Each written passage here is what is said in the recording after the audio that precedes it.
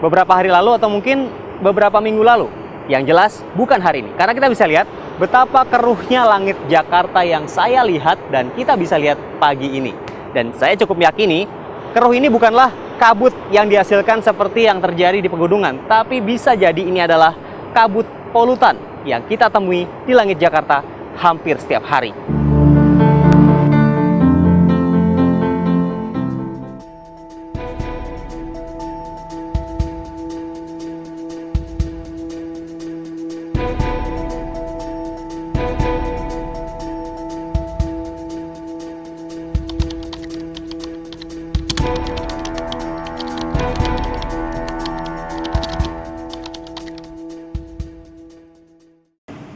Kebakaran hutan dan lahan terjadi di sejumlah daerah di Kalimantan Barat. Salah satunya di Desa Sungai Raya, Kabupaten Kubu Raya, Kalimantan Barat.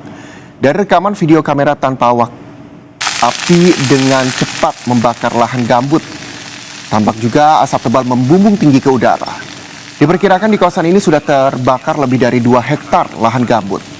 Berdasarkan citra satelit yang dirilis oleh Badan Meteorologi, Klimatologi, dan Geofisika Supadio Pontianak, terdeteksi 32 titik panas yang tersebar di sejumlah daerah di Kalimantan Barat.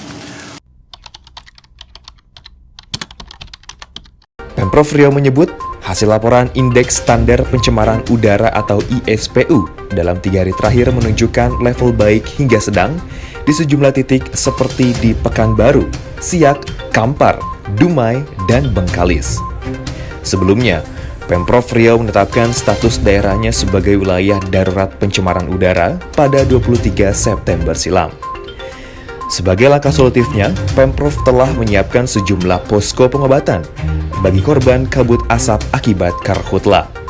Sementara itu, polisi telah menetapkan 323 orang dan 11 korporasi sebagai tersangka karhutla.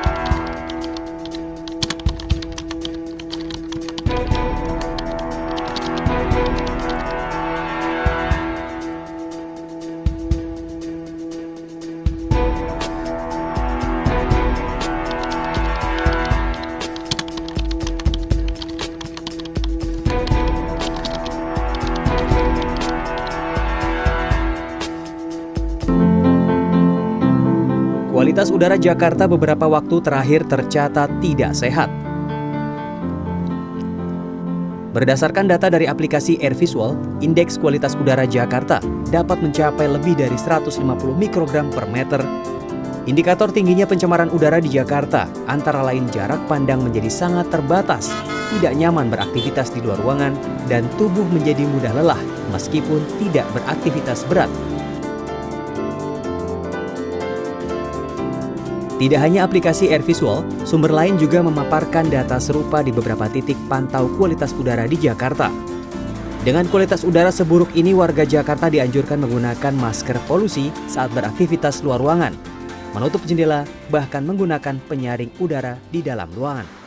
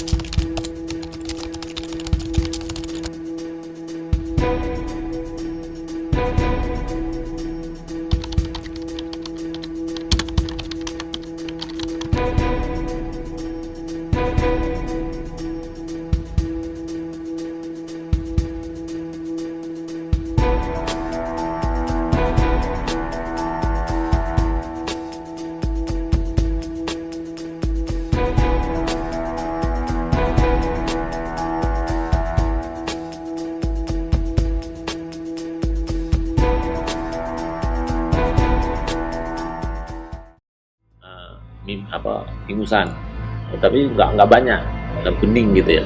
Saya pernah divonis oleh dokter karena pencemaran udara itu dibilang krodit, paru-paru krodit gitu. Bukannya ini nggak ada penyakit gitu kan, nggak ada penyakit gitu. Ya, kita kan bingung gitu kan.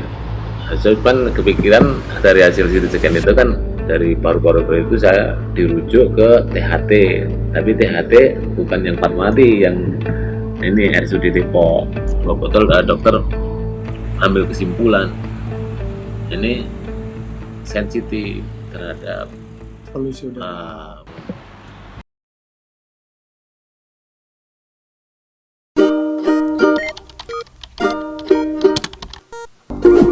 Naiklah transportasi umum.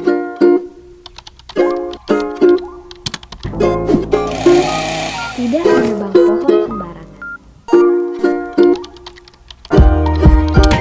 Tidak merokok di tempat umum. Mulai hidup sehat dengan menggunakan sepeda. Mari perbaiki kualitas udara kita. Hal sekecil apapun bisa berdampak besar jika kita lakukan bersama.